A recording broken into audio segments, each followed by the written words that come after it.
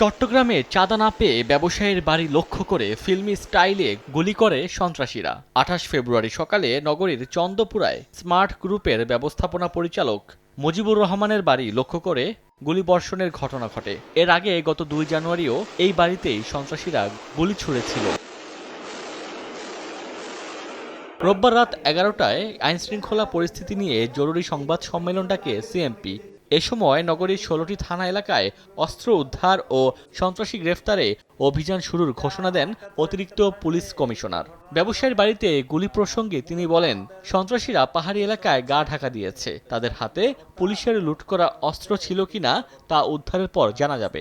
আমরা অপরাধী শনাক্ত করেছি। অপরাধীদের সম্ভাব্য আস্তানায় আমরা গোয়েন্দা অভিযান পরিচালনা করছি। আমাদের কাছে যে তথ্য আছে যে তারা অস্ত্র বাইরে থেকে নিয়ে আসেনি, অস্ত্র চট্টগ্রাম শহরের কোথাও না কোথাও লুকিয়ে রেখেছে। এই ধরনের অনেকগুলো স্পট আমরা আইডেন্টিফাই করেছি। সবগুলোতে আমরা একসাথে অভিযান পরিচালনা করব।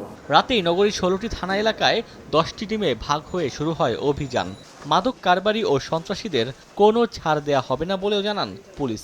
কোনো ধরনের সন্ত্রাসী কার্যক্রম যাতে না হয় আমরা সেই জন্য একেবারে যেটাকে বলে চিরুনি অভিযান পরিচালনা করছি। এখানে যারা অবৈধ অস্ত্র বহন করে বা অস্ত্র দিয়ে তারা সন্ত্রাসী কার্যক্রম পরিচালনা করে, তাদের ব্যাপারে এই অভিযান আমাদের চলমান থাকবে।